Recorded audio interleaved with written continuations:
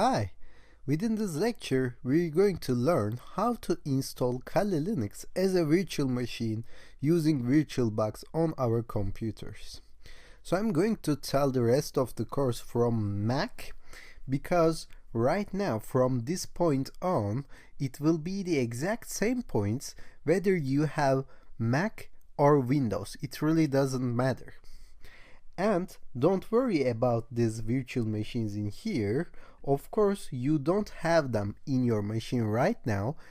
Since this is my main computer, I have them, and you will have them when you complete this lecture and the following lecture later on. So, next step would be for us to download Kali Linux from internet and install it on our VirtualBox. In order to do that, open a browser. I'm going to open Safari from Mac. You can open whatever you want from Windows as well. All you have to do is just Google download Kali Linux VirtualBox. Okay, download Kali Linux VirtualBox and hit enter. It will take you to a website called offensivesecurity.com. If you click on it, it will take you through the Offensive Security download page. So Kali Linux is a distribution of a Linux operating system, and it contains penetration testing, ethical hacking tools inside. So this will be a complete operating system where we conduct our penetration system tests, and when we do all the attacks, when we simulate all the attacks inside within. So Kali Linux is brought by Offensive Security. So we are going to download it from offensivesecurity.com. So if you scroll down, you will see VMware images and VirtualBox images. And as you might guess, we are now interested with VirtualBox images. By the way, this look of this website may change in time, but it doesn't matter. All you have to do is just go to the download section, download page, and look for VirtualBox images. So within here, we have two options, whether 64-bit or 32-bit.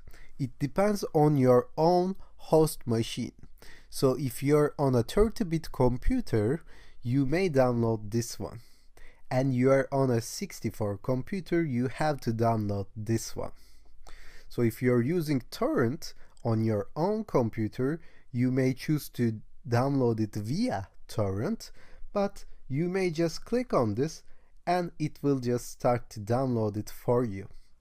It will download an OVA file. Okay, the extension is OVA, and this is 4 gigabytes. In order not to make you wait, I have already downloaded it before because it may take like 30-40 minutes depending on your internet connection. So I'm going to stop this and I'm going to use the one that I have downloaded before. And remember, you have to find the VirtualBox images, not the VMware images. Of course, if you're using VMware for some reason, then you might want to download VMware image as well. So I'm going to close this and I'm going to open my VirtualBox. So where I have downloaded mine in downloads folder. So this is the one that I have cancelled. So let me move this to trash, and it is inside my virtual machines folder. So choose a place for your download because you may not want to change this later on. So choose your place carefully, place it under downloads, place it under documents, because if you move them later on, it will be problematic for you because you will have to just do some extra settings in order to make this properly work. Okay, so choose a place right now. And then there are two options to install this. First, you may want to go to the downloaded file okay, where you placed it, and double click on this OVA file. If you double click on this, it will pop open this window for you. But again, sometimes it doesn't pop up. So I'm going to show you how to manually do that, okay? You have to go to your settings. In Windows, you can see it in here saying import. In Mac, you can go to the menu from file and say import appliance.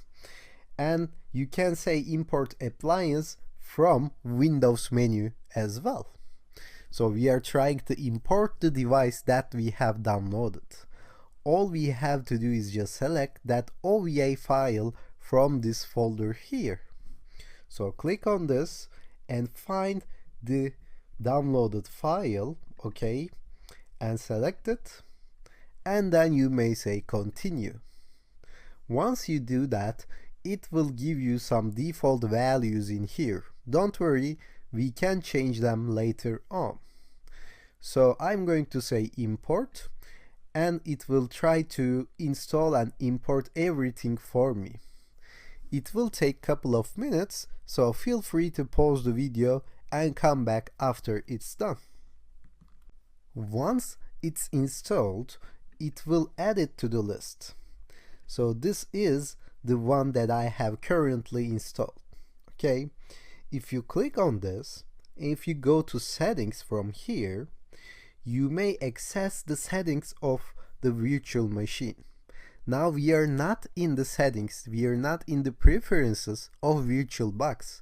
We are inside the settings of this Kali Linux machine, okay? So let me tell you what we can change. As you can see, we can change the name from here, okay? I'm going to just use this default one, and if it's not Linux and Debian 64-bit, you have to choose it. Of course, if you're in a 32-bit machine, and if you have downloaded the 32-bit image, it will look like 32-bit here and it's okay. But if you're on a 64-bit machine, and if it says 32-bit here, then it won't work. You have to choose Linux from here and Debian 64-bit from here. Now sometimes, even though you're on a 64-bit machine, and even though you have downloaded the 64-bit image, it doesn't show up here, even though you choose the list, okay? It doesn't show up on the drop-down list. And the reason for that, you may need to enable virtualization on your computer.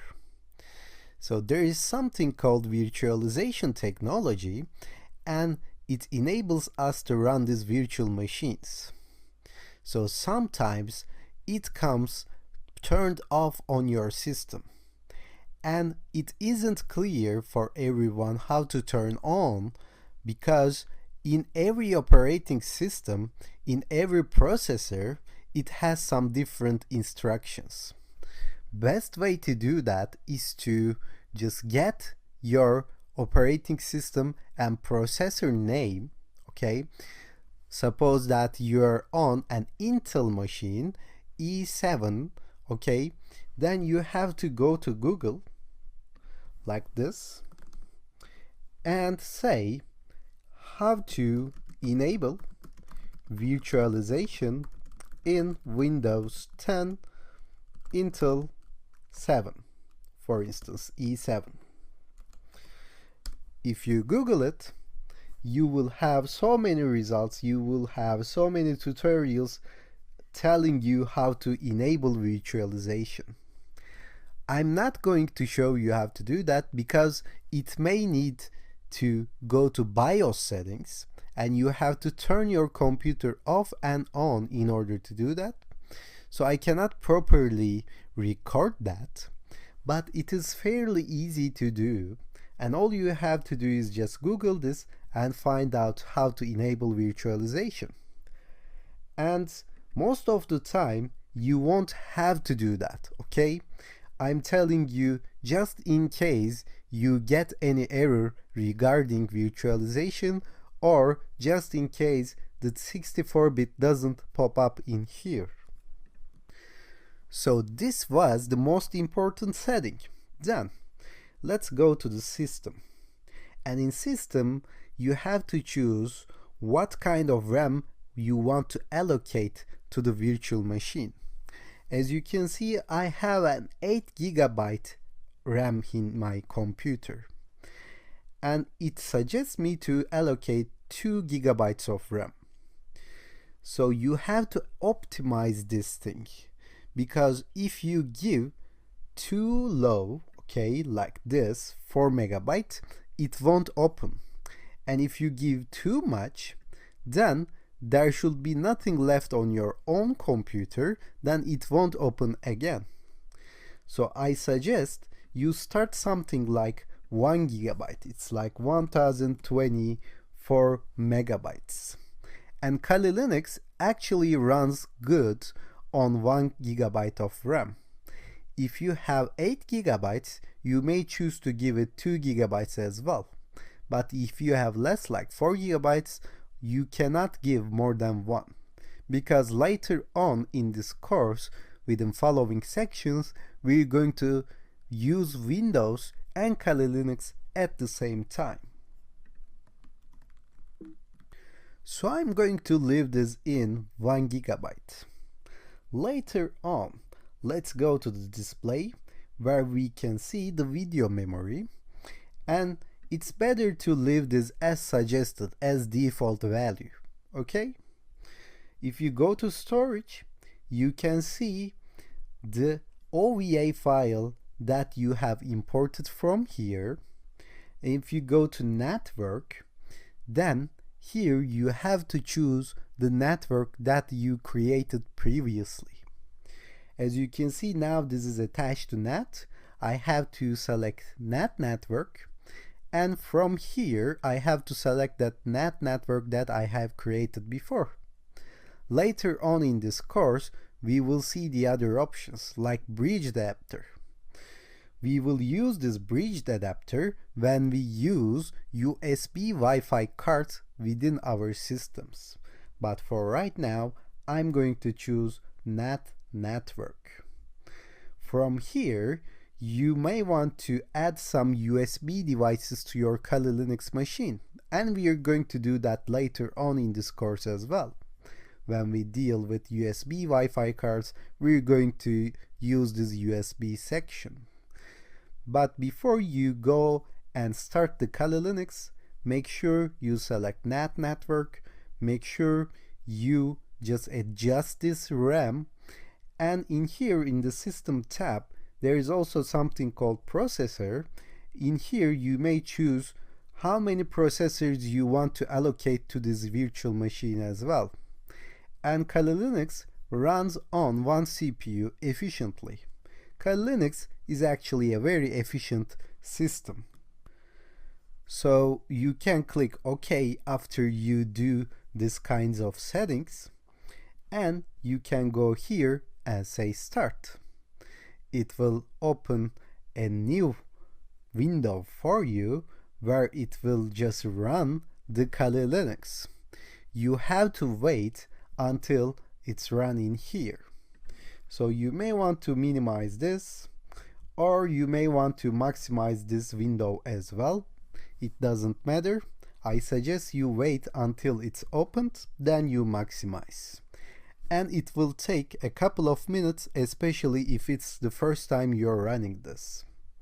As you can see now, it asks for a username. So let me make this into a full screen so we can see it better. Once you see that screen in here, you have to give root as username. And before we go on, the password in the next section will be tour, okay? The exact opposite of root. So I'm going to give root as username, and I'm going to give tour as password and hit enter.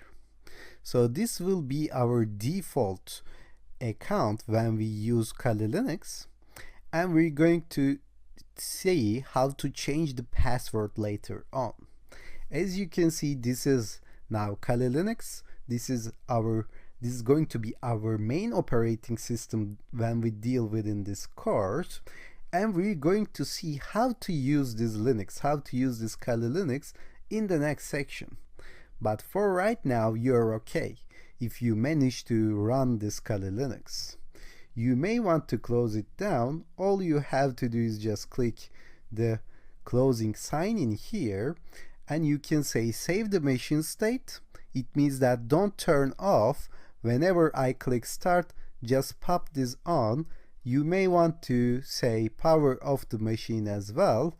It will just turn off the machine for you, and you may want to go to your virtual machine and hit start to start it again. So if you come to this point, let's stop here, and within the next lecture we're going to do the same thing for Windows.